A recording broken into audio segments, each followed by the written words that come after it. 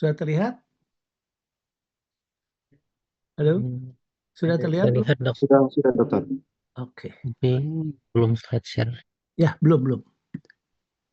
Ini sudah terlihat? Terlihat dok. Sudah dokter. Oke.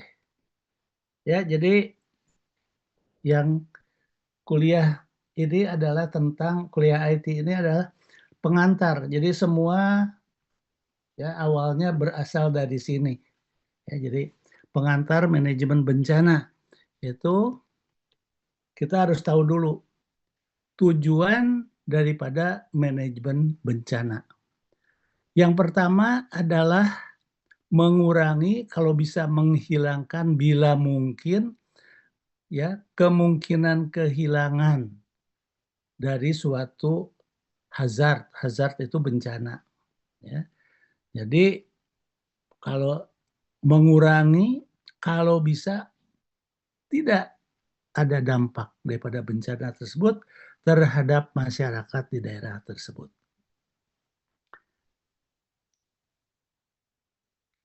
Kemudian kita harus bisa ya, melakukan asistensi untuk korban bila dimungkinkan. Contohnya, ya kalau korban-korban yang disebabkan karena misalnya gempa bumi, maka yang terbanyak biasanya akan mengalami fraktur atau patah tulang. Jadi artinya apa yang perlu kita berikan bantuan kepada mereka?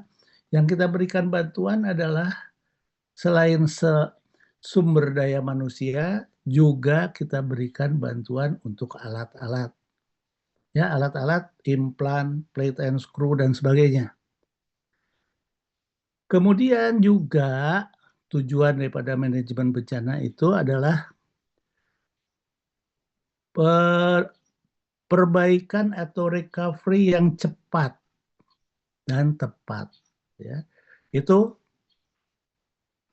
selanjutnya adalah ini yang dinamakan sebagai tadi udah kita bahas tentang disaster management cycle. Jadi ada pre-disaster, ada during disaster, jadi sebelum disaster, selama bencana, dan setelah bencana. Ya.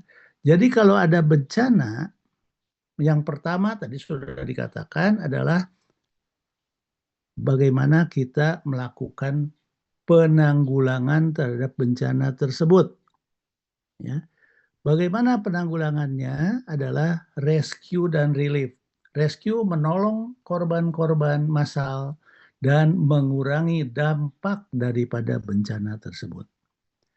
Setelah korban-korban itu tertangani, kita lakukan rehabilitasi, rekonstruksi, mengembalikan ke sebelum terjadinya bencana.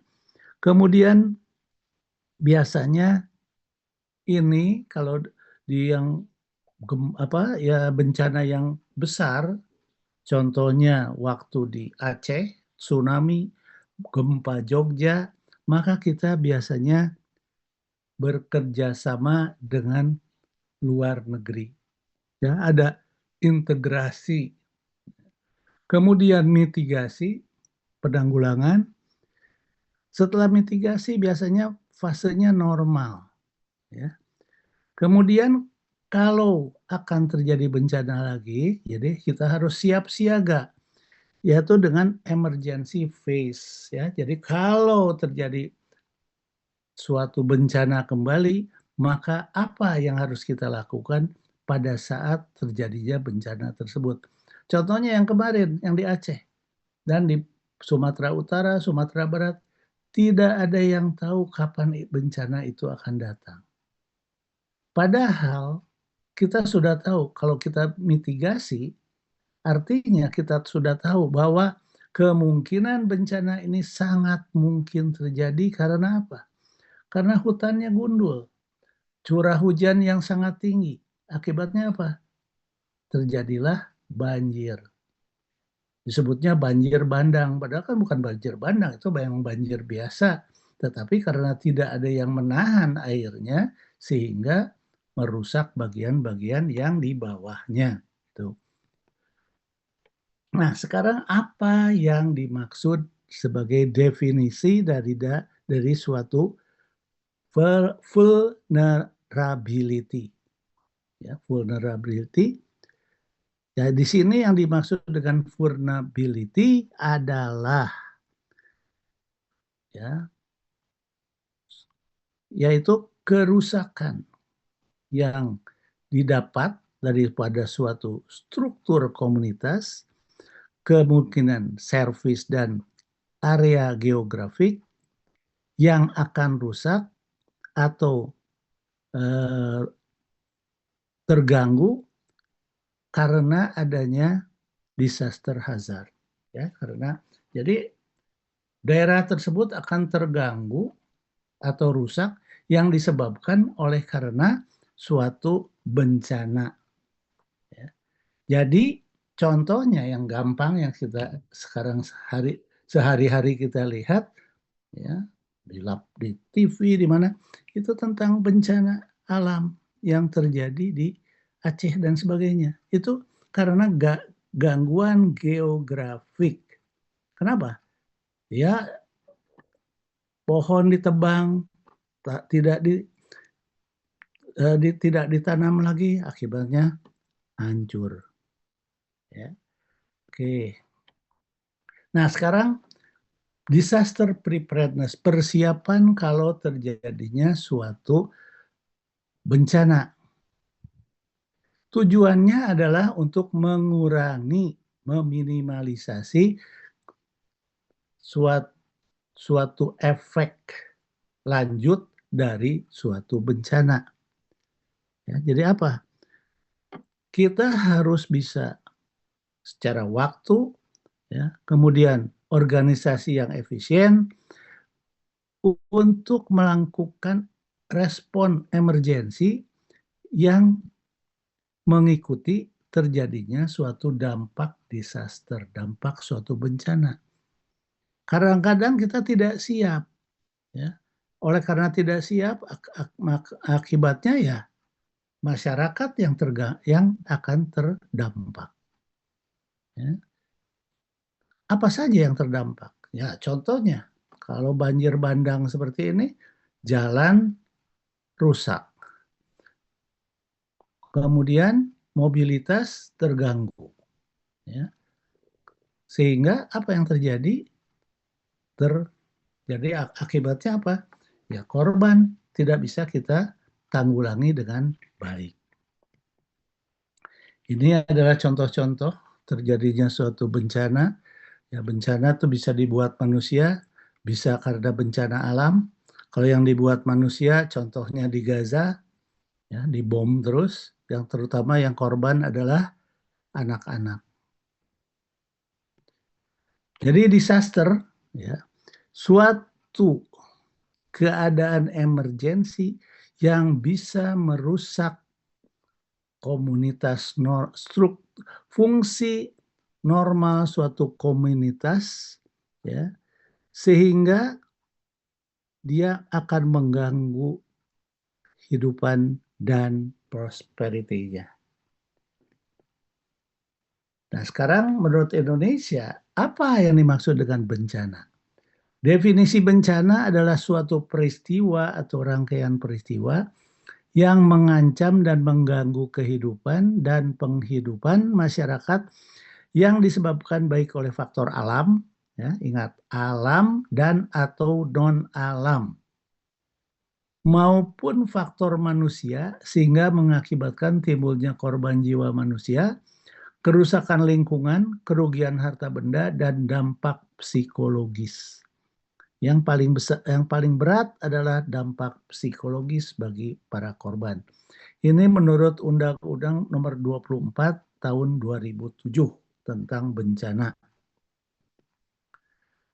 Yang kedua adalah suatu gangguan serius terhadap keberfungsian suatu masyarakat sehingga menyebabkan kerugian yang meluas pada kehidupan manusia dari segi materi, ekonomi, atau lingkungan, dan yang melampaui kemampuan masyarakat yang bersangkutan untuk mengatasi dengan menggunakan sumber daya mereka sendiri.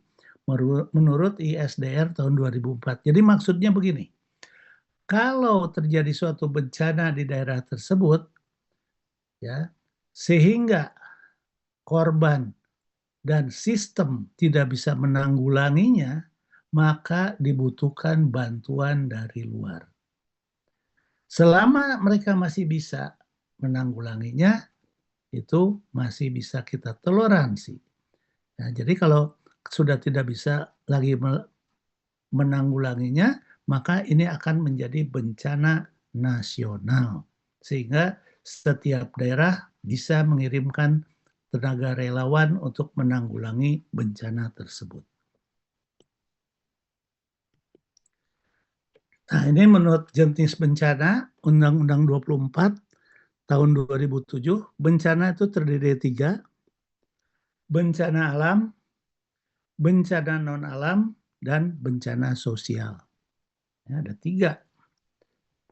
Nah, jenis bencana ini harap diingat, bencana itu geologi, ya, gempa bumi, tsunami, longsor, gerakan tanah.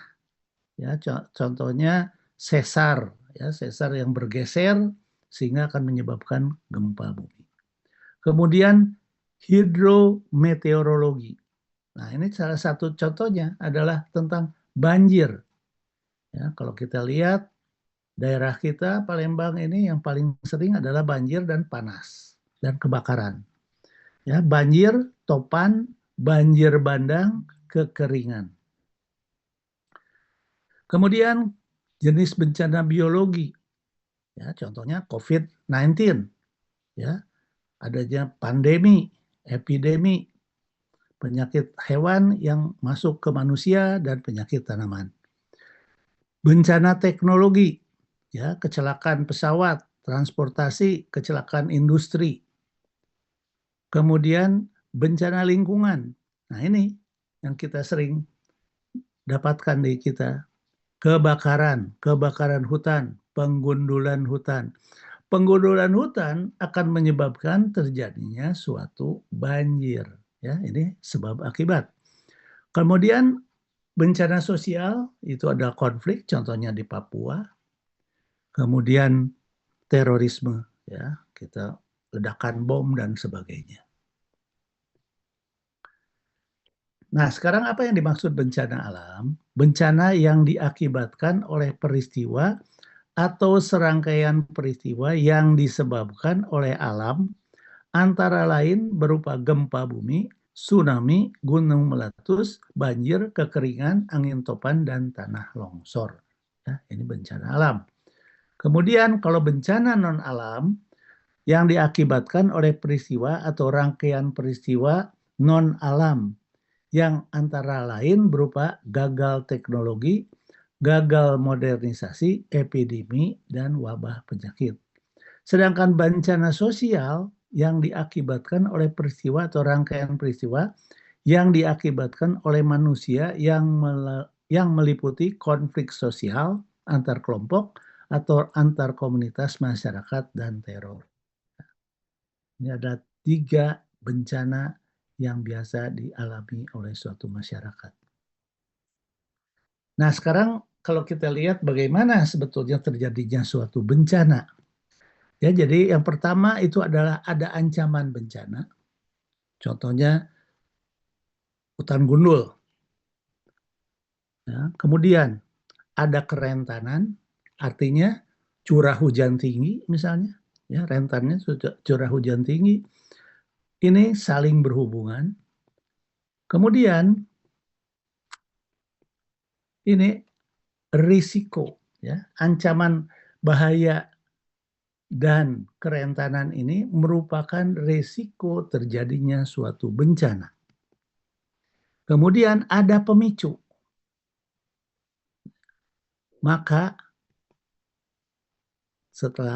jadi ancaman bahaya, ada kerentanan, ini sudah merupakan suatu risiko bencana, maka ada pemicu. Hujan terus-menerus, ya, dengan curah hujan yang sangat tinggi misalnya, maka terjadilah bencana Ya, bencananya apa? Banjir bandang, tanah longsor, dan sebagainya. Ini adalah suatu disaster cycle. Ya.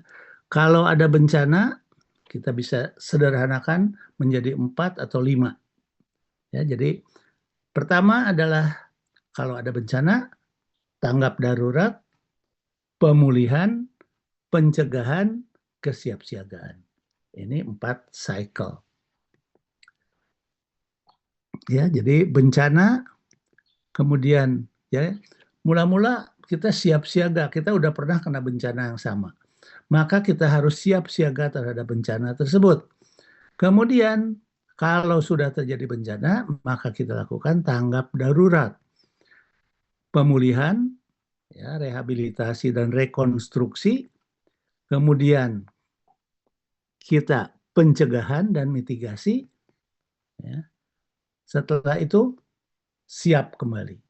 Kalau ada bencana yang sama, maka kita bisa melakukan tindakan. Ya, ini juga sama. Kalau terjadi bencana, ya. Jadi sebelum terjadi bencana, itu ada pra bencana. Pada pra bencana ini yang terpenting adalah pencegahan dan mitigasi serta kesiapsiagaan. Kalau sudah terjadi suatu bencana, ya, maka terjadilah keadaan yang krisis. Maka tindakan di sini adalah tanggap darurat. Kalau dalam bidang kesehatan, contoh untuk menyelamatkan korban massal. Kemudian setelah ini selesai, ya, sampai dengan rehabilitasi, kemudian baru kita lakukan pencegahan dan mitigasi, ya, kemudian pemulihan dan rekonstruksi. Ini berdasarkan waktu. Ya, jadi pra bencana, tanggap darurat, pasca bencana. Dan akan berulang-ulang. Itulah dinamakan sebagai suatu disaster cycle. Nah, sekarang bagaimana dampak bencana? Bencana itu bisa berdampak banyak sekali. Ya, bisa dampaknya sistem kesehatan. Kalau puskesmas, rumah sakit tersebut di daerah tersebut tidak bisa dipergunakan, ekonomi hancur ekonominya karena tidak bisa ada yang jual beli, infrastruktur, sekolah, ya, rumah sakit, puskesmas itu rusak, sosial, dampak sosialnya juga, pertahanan keamanan, pendidikan, lingkungan. Ya, ini dampak bencana ini sangat luas kalau meliputi suatu daerah tertentu. Nah, sekarang bagaimana tindakan manajemen bencana dalam bidang kesehatan? Yang pertama adalah tentang manajemen risiko krisis kesehatan, mitigasi kesiapsiagaan. Ya, jadi kita bagi pra bencana, saat bencana, dan pasca bencana. Kalau pra bencana, manajemen risiko krisis kesehatan. Kalau pada saat bencana, manajemen kedaruratan. Pasca bencana, manajemen pemulihan. Nah, itu ya yang kita perlu tekankan di sini. Kemudian penyelenggaraan upaya kesiapsiagaan dan penanggulangan krisis kesehatan dengan bagaimana? Contohnya adalah waktu, ya, tergantung dari waktu. Pertama, kita harus siap siaga. Ya. Kalau dinamakan sebagai contingency plan. Ada bencana. Ya. Kemudian, nah ini bencana, sudah siap siaga, ada bencana, kemudian kita lakukan medical response. Ini untuk medis ya, tadi udah dikatakan, untuk krisis kesehatan. Jadi medical response, di sini Rapid Health Assessment, RHA. Jadi bagaimana secara cepat kita melakukan assessment terhadap keadaan di daerah tersebut. Oh, di daerah tersebut terjadi suatu gempa bumi. Kasus yang terbanyak adalah fraktur. Maka tujuan yang kita lakukan adalah penanganan fraktur. Jadi artinya apa? Kita harus siapkan apa saja. Nah, pada saat RHA di sini. Kemudian public health response, ya, dari mulai bencana sampai selesai, ya, termasuk air bersih, surveillance, pemberantasan penyakit dan imunisasi, kemudian pelayanan kesehatan dasar, gizi, dan lain-lain. Selanjutnya, setelah medical response, itu adalah, nah ini, surveillance emergency rapid need assessment. Ya. Pada medical response, itu yang terpenting adalah perencanaan darurat, apa yang harus kita lakukan. Sedangkan pasca bencana, pemulihan darurat dalam bidang kesehatan. Oke. Nah, sekarang bagaimana proses manajemen bencana? Dalam manajemen bencana, bencana dijabarkan berdasarkan risikonya bagi masyarakat dan perawatan yang tepat bagi risiko yang telah teridentifikasi. Pengelola bencana harus menggunakan pendekatan sistematis untuk mengurangi dan apabila memungkinkan mencegah akibat bencana tersebut. Nah, manajemen risiko bencana merupakan aplikasi sistemik dari kebijakan, prosedur, dan praktek manajemen untuk pertama, ya, mengetahui ciri demografi masyarakat. Contohnya adalah kepadatan penduduk, sumber daya, ya, jaringan sosial, status kesehatan, infrastruktur, dan lain-lain. Kemudian mengidentifikasi risiko bagi masyarakat, menilai risiko, menilai dampak, menguasai risiko, mengatasi risiko, dan melanjutkan proses pemantauan dan peninjauan kembali. Jadi, kalau di daerah tersebut memang sudah daerah banjir, ya contohnya di Palembang ini, daerah banjir, ya kita harus bisa melakukan tindakan ya terhadap penanggulangan bencana banjir tersebut. Nah, kemudian karakteristik pendekatan manajemen bencana yang efektif. Jadi ada yang dinamakan rencana tunggal untuk semua bencana, ada pendekatan komprehensif, yaitu pencegahan dan mitigasi, kesiapan, respon, dan pemulihan. Kemudian ada integrasi instansi dan organisasi, dan yang terpenting adalah kesiapan masyarakat untuk menghadapi bencana tersebut. Jadi sebagai siklus manajemen bencana, fase penurunan risiko sebelum bencana, kemudian ini sama seperti suatu disaster cycle. Oke, sekian yang bisa saya sampaikan. Ada pertanyaan, silakan.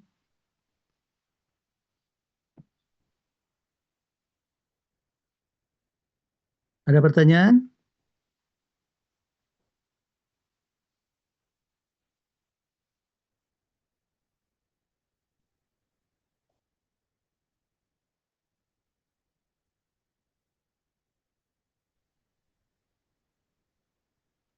Izin dok, sepertinya belum ada dokter. Belum ada, oke. Kemudian ada kuis. Kuisnya mana, Yunati? Iya dokter, maaf dok. Ya, kuisnya tolong. Siap, Neti kirim dok, Neti kirim ke WA mereka dok ya. Ya, Maaf ya, dok ya. ya.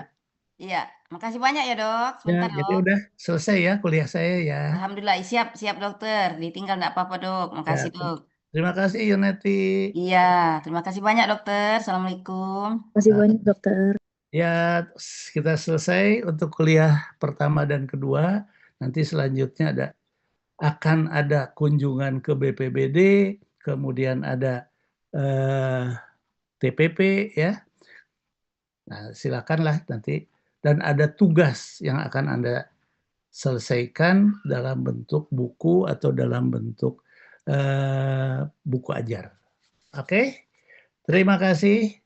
Wabillahi taufiq wal hidayah. Wassalamualaikum warahmatullahi wabarakatuh.